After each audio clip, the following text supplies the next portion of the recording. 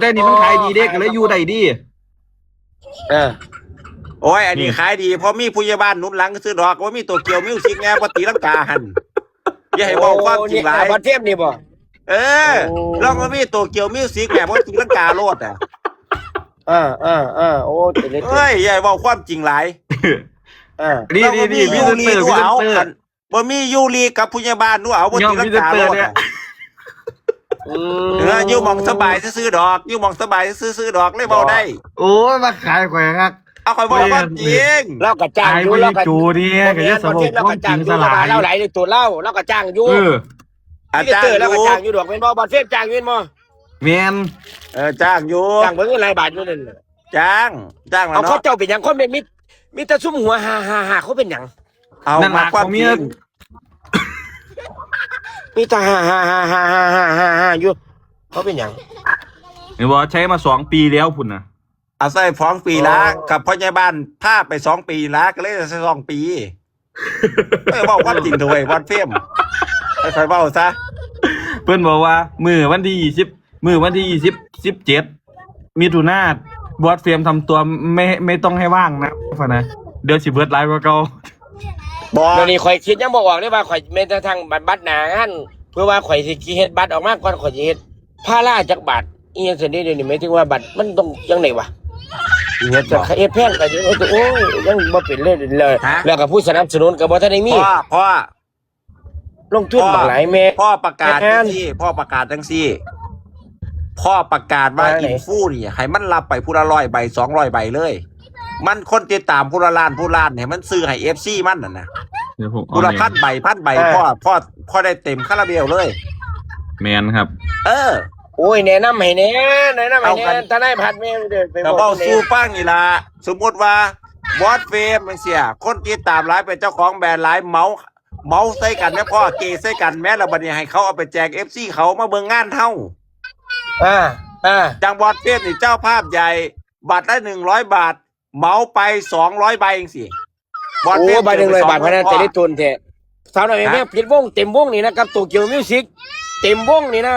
เมื่อจังเต็มคาเมาแล้วซุปเปอร์เป็นล้านตัวนี้บัตรละ100นี่นะครับกุมปิดอีกเอาพ่อกับบัตรละ200ละกันก็สั่นบัตรละ200เขาได้ตั้งแต่9 โมงโลกอีกเที่ยนึง9 โมงเช้าอีกมื้อนึงเฮ็ดเป็นงานเฟสบ่เอาแม่เป็นอะไรเฮ็ดยังไงพ่อเอาแปลงงานเฟสบ่แล้วไม่ผมว่าเฮ็ดเป็นสไตล์งานเฟสก็คือนะครับการเฮ็ดใจเลยพ่อเอาน้ำมันเห็นรวดแมนโอ้ยเรื่องเขาอยู่ไหมว่าจ้างผมเป็นที่ปรึกษาสัก300,000นี่สิได้กันอยู่ผมจะว่างให้เลยเรื่องว่าปรึกษาแน่เลยนี่ว่าที่เดียวหลายเถอะบ่ได้เด้เมื่อกี้ผมเฮ็ดงานฟรีไปแล้วเด้ผมก็บ่ฮู้ว่าอินฟูผู้ใดสร้างผมแน่ละไปพ่อผมบ่ทักไปหาผู้ใดเลยผมอยากเขาสร้างผมเฮ็ดงานมือดันมากผมก็คุยเลยตาบอดเฟมผมก็เพิ่งมาคุยมือนี่ผมบ่ฮู้ว่าบอดเฟมสร้างผมหรือเปล่าเอาสิบ่คุยเลยโอ้บ่มีผู้ใดสร้างเจ้าดอกเจ้าตาฮักก็ดอกเตี้ยเพราะว่าลังเทียอันตอนหน้างานเฮายกกล้องใส่นี่คนเบิ่งเป็นหมื่นนี่อาจจะแบบเต็มที่เต็มปอดเด้บัดกลับบ้านผิดกับเมียกับลูกก็บ่ฮู้ตัวพ่ออยู่หน้ากล้องบ่กล้าปฏิเสธบ่เนาะคนหลายเนาะนี่เป็นพ่อจูถึงได้เมื่อกี้300,000ก็มาอยู่หน้ากล้องแมนพอดีจะได้มาเนี่ยที่ปรึกษาเนี่ยเอาพ่อเอา300,000มานี่ต้องก็คือน้อยน้ำตัวเองนี่แล้วขอค่าตัวผม1,000,000คนเดียวพ่อใหญ่พัดนะปาดเอาสิบ่ได้เปรียบดอกผมใช้บอดเฟมซอย100,000ไปผมบอดเฟมนี่ผมจะแบ่งให้บอดเฟม100,000ผมเอา200,000กันเลยพ่อผมเสียหาพ่อได้บ่ต่ำกว่า4 ล้านละไปมื้อเดียวนี่แค่นเอาเลยเขาจะนำโตเกียว4 ล้านให้โตเกียวไปซะไปล้านนึงพ่อ3 ล้านแค่นเลยเอาแล้วกันเอานำเลยมือไปพินบัตรมาเลยเปิดแม่ตะเนิ่นๆนี่แต่ว่าก็โอเคดีแมนแท้ FC ของกลุ่มมันผู้ใหญ่บ้านนี่อยู่ต่างประเทศยุให้เมาก็ได้ตัวผู้ละ100 ใบแม่ยกเพิ่นน่ะแมนโอ้ยเต็มคาราเบลพ่อเต็มคาราเบลนี้แผนดีนะเจ้านี่เนาะมาปรึกษาแผนงานหมอลำโอ้ยข่อยเห็นดูเป็นหมื่นเลยนะเนี่ยข่อยเห็นคักอย่าเบ้าหลายข่อยเห็นคัก ข่อยเห็นว่าเบิดแล้วข่อยจัดงานเดี๋ยวข่อยเห็นเบิดทุกคน อืม ข่อยเห็นซ้ำนี่แหละข่อยเห็นเบิดทุกคนแล้ว เป็นอาจารย์ว่าเป็นการตลาดอยู่นั่นแหละครับ นะ เป็นอาจารย์ว่าเป็นการตลาด ผู้ อยู่ ละ ล่ะ คนนี่ว่าสิมาพอเห็นปูต้นหนึ่งหอกบอกว่าบ่ว่างซ้ นี่ลงคาลมพ่อใหญ่พัดแล้วเนี่ยพ่อใหญ่โจถือเต็มเลยตอนเดียว ไปถือพยาบาลตุกแล้วเดี๋ยวนี้ ำเพราะว่าลังเกียซุมมาตาเศร้านี่ถือก้อนซุมมาสิมาบายบ่มาเลยพ่อย่าน โจไป ผู้ใด พ่อใหญ่ ดี พั มั ด นไม่ โจ ฆ่า ไป เนาะ ต้มพ่อใหญ่โนดเบิดจักบาท พอยายโนดเจอไป12,000 อ๋อ จมมาสั่นว่ากันโซกมาสั่นแล้วจมมาสั่น ถ้าได้นั่งฮอดดาคอนยศเจอไป12,000 เขาปุ้นก็ไม่ได้กินพอยายโนดไปซ่า บอสเปลี่ยนไม่ไปละหนึ่งผมสิบอกไปมื้อนี้ล่ะมึงเราไปตบเรากำลังตบซับกันพ่อใหญ่โจอยู่ตอนนี้ ผมหูส่งแล้วผมบ่ไปหาเราแล้วล่ะ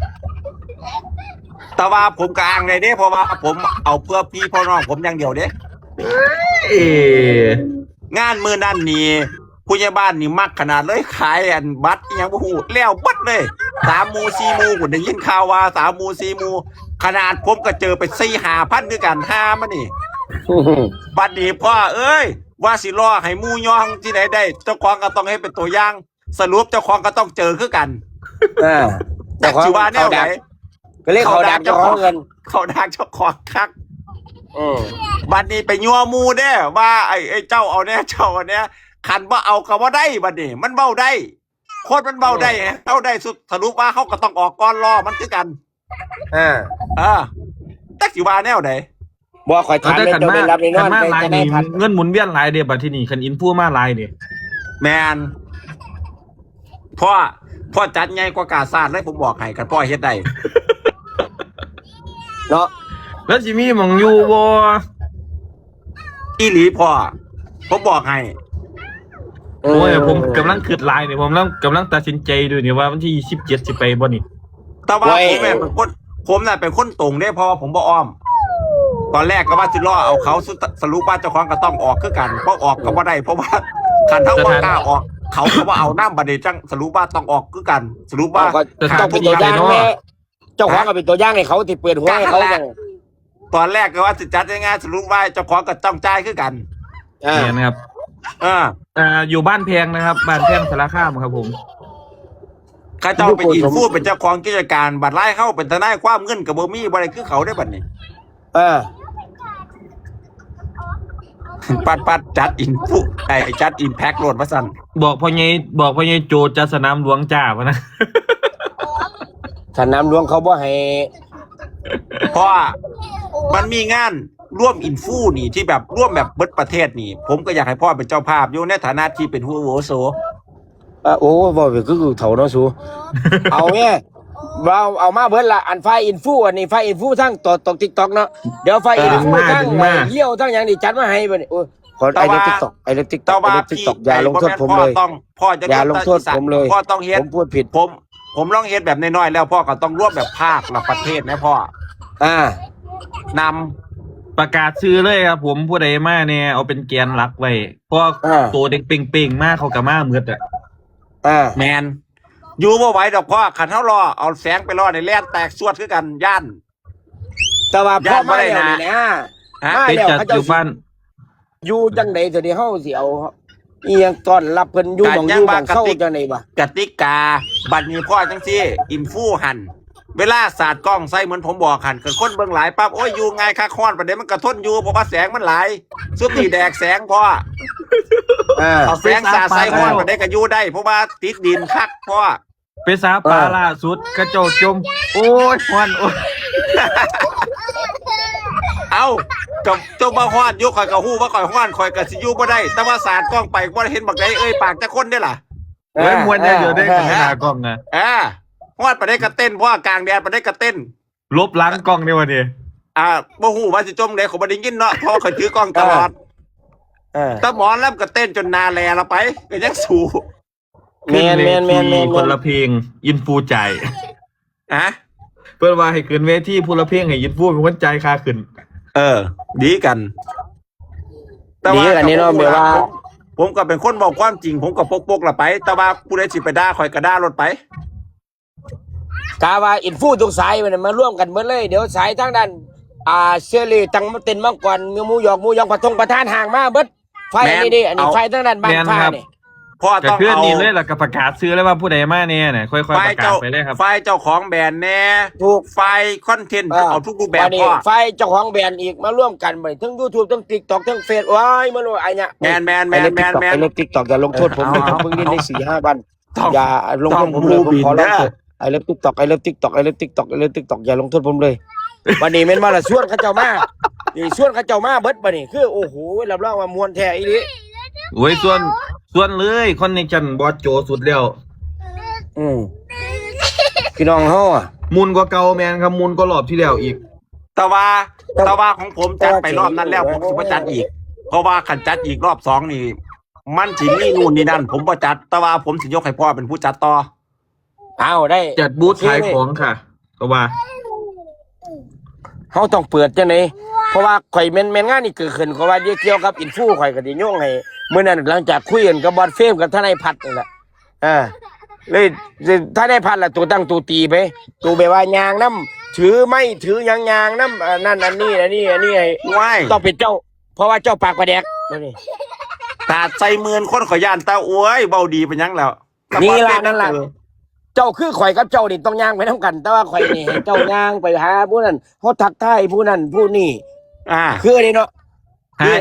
หากิจกรรมยังเว้นนี่ครับ วันที่3วันก่อนวันที่2วันที่3นี่เอาว่าเฮาสิพอกันก่อนที่เฮาสิไล่สดอายอ้วนอัวนี่เดี๋ยวเฮามานั่งคุยกันในวันที่27นี่เฮาต้องวางแผนงานกันดีๆวาง ไป แผน ไม่ งาน ใน กัน อารีนาของพี่ก้องค่ะโอ้ยฝุ่นหลายแห้งครับ เจ้า ฝุ่นห ว่า ลาย ใน แห้ ฐาง นะที่เจ้าเป็นคนนโยบายเจ้าเด้นโยบายเจ้า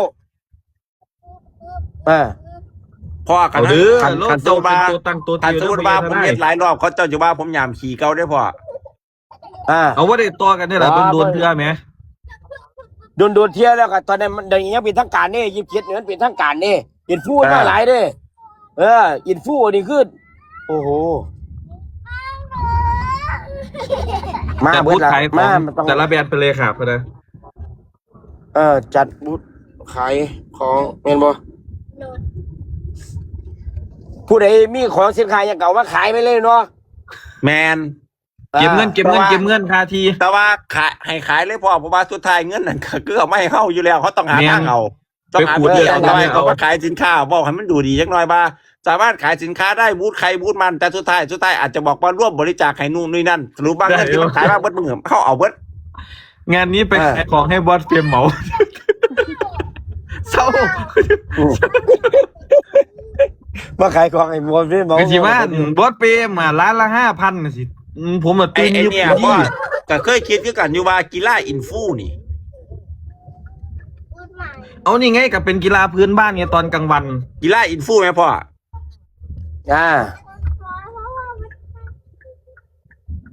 เพราะว่าอินฟูก็ได้คอนเทนต์พ่อมันมาคอนเทนต์ซุ่มนี่มันมาคอนเทนต์ลองไปเบิ่ง จั ได้ ดก้อนมือหนึงก็ดีเด้ครับ ฮะ จัดก้อนมือหนึง จัดก้อนมือหนึ่ง กีฬาอินฟูไง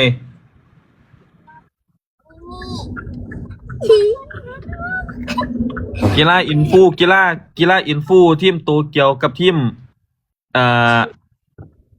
สาวน้อย เราให้อินฟูไปหาเขาทีมเอา ให้เลือกปะทะใส่เข้ามาปะทะ วอดบิ๊กน่ะสิเรียนน้ำอยู่เด้ครับผมมาเป็นตำมวน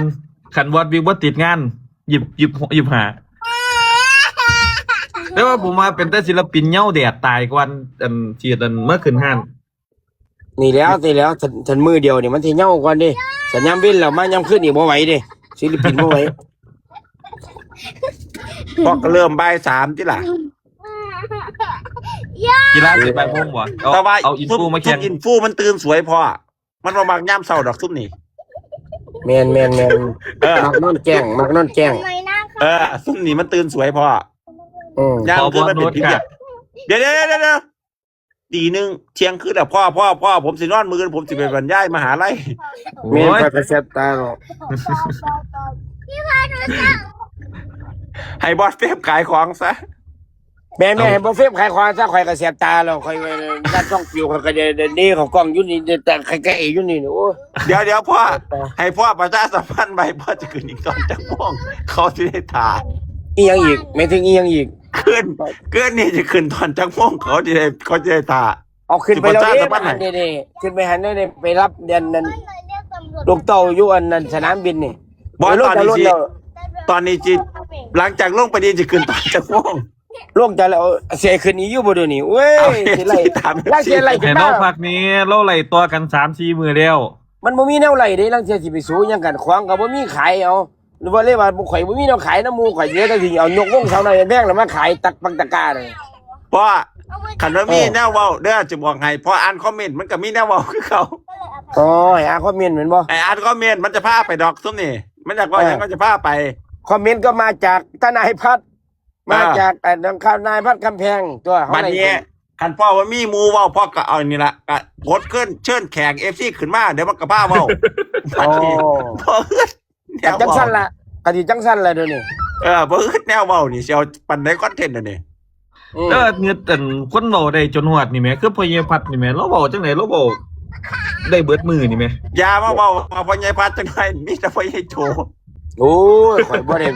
บ่ปานนั้นดอกบ่ได้เว้าเก่งปานนั้นเด้จบกันเลยขึ้นมาบ่โจทย์ติดติ๊กตอกหรอกติดอีหยังข่อยติดหม่องใดวะ เขาคือหัวเราะข่อยติดหม่องใด เดี๋ยวนี้ตื่นเช้ามาปู่ก็ต้องแบบสวัสดี คว้าโทรศัพท์ก่อนมื่นตาเข้ามาโทรศัพท์เอาคันบ่เสียรถอ่ะ แม่น ตอน บ่ มื่นตานี่ก็หาโทรศัพท์เลยไป แล้วก็รุ่นสิบ่ได้รุ่นบ่ได้บางคนสิเบิ่งซอใดอยู่เนี่ย รุ่นบ่ไล่ขึ้นมาเด้คนสิเบิ่งซอใดน่ะ เออ เอาแล้วเด้อบัดนี้ต่อไปจะไม่มีแค่ทนายพัฒนาทุกคนเพราะยังโจกับสิทธิ์ ที่ นำ นี่บอสโจรแล้ววันนี้ม่วง บอลเฟซเป็นคือกันบ่เอาตะกี้บอลเฟซเป็นคือกันบ่นี่ บัวผมหาแนวบอกว่าได้คือเรา โอ้ ก่อนมื่นตานี่ผู้ใดว่าตื่นมาทำอะไรอันดับแรกนี่มื่นตาเด้ปกติคนอันบอสโจอาจสิว่าแมน บอโจมือเข้ามาหาโทรศัพท์ เข้ามาหาโทรศัพท์ โอ้ เบาๆแล้ว บ่จะมาเห็นภาพปานนั้นเลยเถอะตั้งคนหูท่าน เอาวะอีพอโจจิมาเสียคนตอนเฒ่าบ่ครับ เอาอีหลีเด้หลังจากที่เบียร์บ้านแดงมาโดนแล้วเลยขึ้นเล่นจนข้านเล่นแล้วนะเล่นจนโอ้มันมาถึงจุดนั้นแล้วก็เลยแบบขี้ข้านมาโดนแล้วมาพ่ออันนี้บ่นี่โอ้ทนายพัดกับมือเดียวกันเลยล่ะมือไปกับบอลเฟซ เดี๋ยว เลย เดี๋ยวพ่อมืออื่นผมบรรยายมหาลัยผมย่านผมบ่ไหว นั่น ทีนี้ผมจอยหาโลแล้วมืออื่นผมย่านผมบ่ไหว ว่างโอเคสันโอ้ยว่าง โอเคเด้อบอลเฟมบ๊ายบาย ครับ เดี๋ยวออกจะได้บ่นี่ออกจะได้บ่นี่ เดี๋ยวผมจัดการ